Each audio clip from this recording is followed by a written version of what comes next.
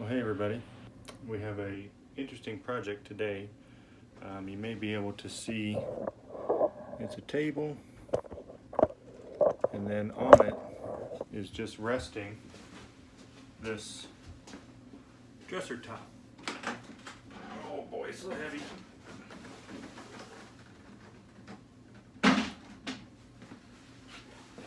So the dresser top, my mom found it at Habitat for Humanity Restore, cool place. And the table I actually built, we'll call it 25 years ago in high school wood shop. So her idea is to, I don't know if it shows up very well, but the dresser top is only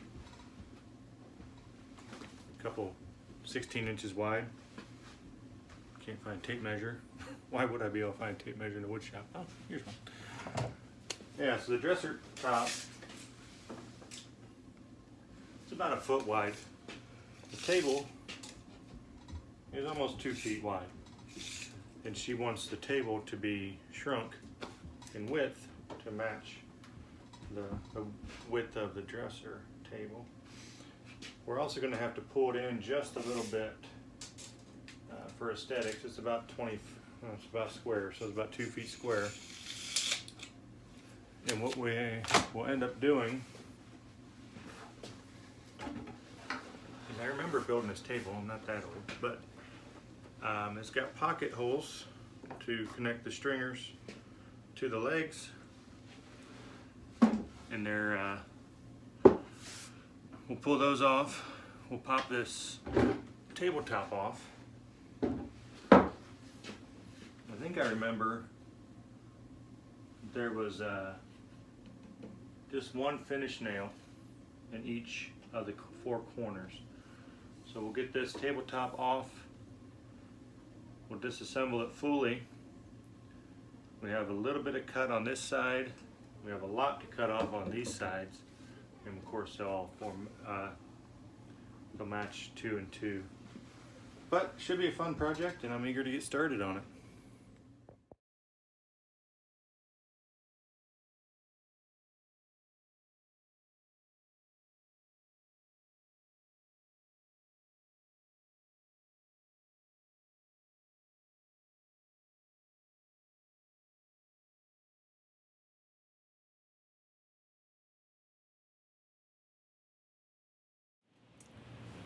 So, kind of interesting how technology changes over the years. So when we built this back in the mid-90s, the way that we made pocket holes was we took a spade bit, in this case a 3/8, and what you would do is you would get your point and you would drill straight down, and you'd only drill straight down enough to set the bit, and then you would start tilting it until you ended up with something like this. You'd come back in with a regular brad point bit and drill out to get to your hole in the center, and then you would just use a regular bugle head screw, drywall screw or whatever, to finish it out. So I have a good friend that I've known for many years. He reached out to me not so very long ago and asked me if I was interested in this Kreg jig, and it was his father's, and his father's passed away, and so he had one already, and wanted to know if I was interested, and I was, obviously, because it's sitting in my workshop right now. But what that's going to do is that's going to let us put this workpiece in once I read the instructions and everything. Yes, I do read the instructions. And that will let us put this workpiece in here once everything's adjusted, of course. But that'll let us clamp this workpiece in. And then we take the Kreg bit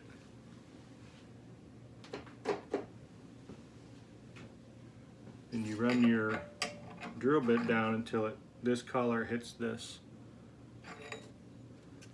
So that will give you 2 in our case, that'll give us 2 evenly spaced, perfectly placed pocket holes.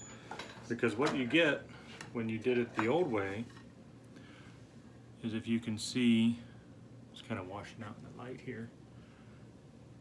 This one's not nearly so well shaped as this one is. So this one is a little stubby. Now, as far as functionality, the functionality was the same. And I'd say that the glue joints are not what held it all these years. It was definitely the nail in each corner and then the screws into the legs. So just a little bit excited. Anytime I get a new tool, new to me tool, I'm excited to use it. So we'll dial this in, and when we go to make our pocket holes again after we recut, this is the tool we use. Well, we are to the spot where we're ready to drill the pocket holes. So these are the sides. They ended up being something like 6 3/4, much shorter than the originals. And the Kreg jig instructions say for work pieces of this thickness that you want to use A and C, and so that's what we'll do. I did test it out, and just to make sure. And then for spacing, I just eyeballed it. I think I'm going to wiggle it over just a little bit, and then I'll try to get a shot of actually how to drill them.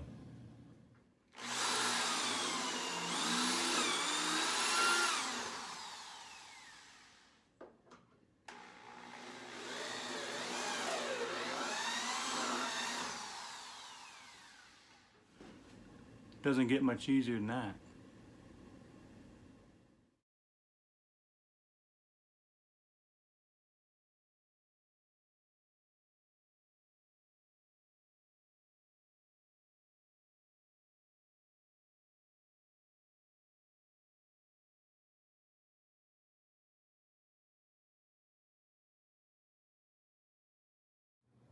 A couple add-ins that Mom wanted. She wanted hooks.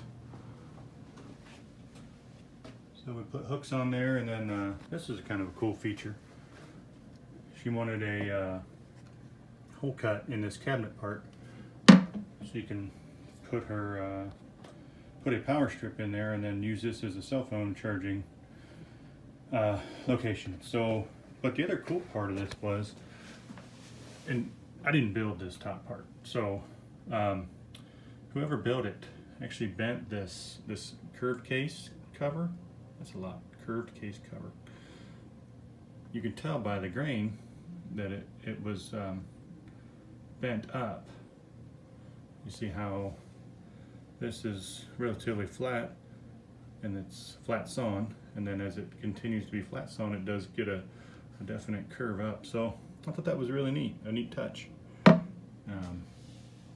Anyway, so we have the base of it assembled, and I did go ahead off camera and I put some Kreg pockets to attach the base to the top, because I am going to haul it out in 2 pieces. It's just too much for one piece, but you see where we just matched the width with a little bit of overhang, and that's just for aesthetics. I wanted a little bit of overhang. As far as, or that's the depth. I keep saying width and depth. The width, I wanted to match this to this. So I wanted it to be, I wanted that line to carry up through the leg and to the edge of the case on both sides. So we did some finger wiggling and figured that out. And all in all, a lot of fun. Last thing I'll do